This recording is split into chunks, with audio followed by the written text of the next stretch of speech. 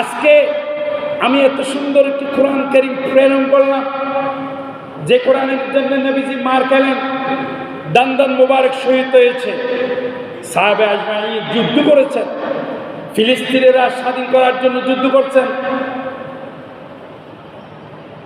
সেই কোরআন কারীমকে বলার কারণে আজকে আমি তোমাদেরকে বলে গেলাম কত বড় একটা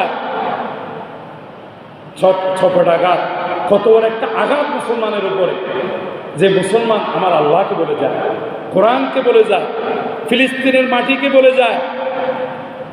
আজ ইসরায়েলিরা নৃশংসভাবে আমার ভাই বোনদেরকে হত্যা করছে, পৃথিবী থেকে গাজা নামক স্থানকে মুছে দিতে চায়।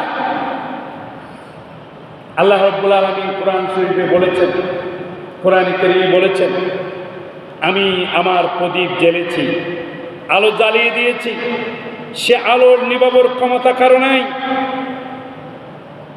পৃথিবীর এমন কোন শক্তি নাই যেখানে আলোর মিছিল বন্ধ করতে পারে। যেমন ওরা শাহাদাত শহীদ হচ্ছে, শহীদদের মর্যাদা হচ্ছে জান্নাতুল ফেরদৌস। সুবহানাল্লাহ। যারা শাহাদাত বরণ করছেন তাদের জন্য মর্যাদা হচ্ছে একমাত্র জান্নাতুল ফেরদৌস। কেন 8টি জান্নাত করেছেন? কারণ এক একজনের স্বভাব এক এক রকম। কারণ নবীদের মতো ইবাদত আমরা করতে পারবো না, এজন্য আরো অন্যান্য জান্নাতগুলো আমাদের জন্য আল্লাহ পাক যেন কেউ বঞ্চিত। আজকে আমি এত সুন্দর একটি কোরআন কারীম প্রেরণ করলাম, যে কোরআনের জন্য নবীজি মার খেলেন, দান মোবারক শহীদ হয়েছে, সাহাবে আজমাইন যুদ্ধ করেছেন, ফিলিস্তিনিরা স্বাধীন করার জন্য যুদ্ধ করছেন।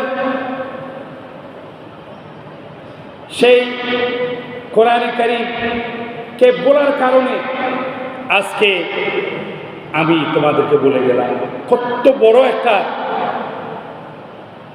ছপটাঘাত, কত বড় একটা আঘাত মুসলমানের উপরে, যে মুসলমান আমার আল্লাহকে বলে যায়, কোরআনকে বলে যায়, ফিলিস্তিনের মাটিকে বলে যায়। আজ ইসরায়েলিরা নৃশংসভাবে আমার ভাই বোনদেরকে হত্যা করছে, পৃথিবী থেকে গাজা নামক স্থানকে মুছে দিতে চায়।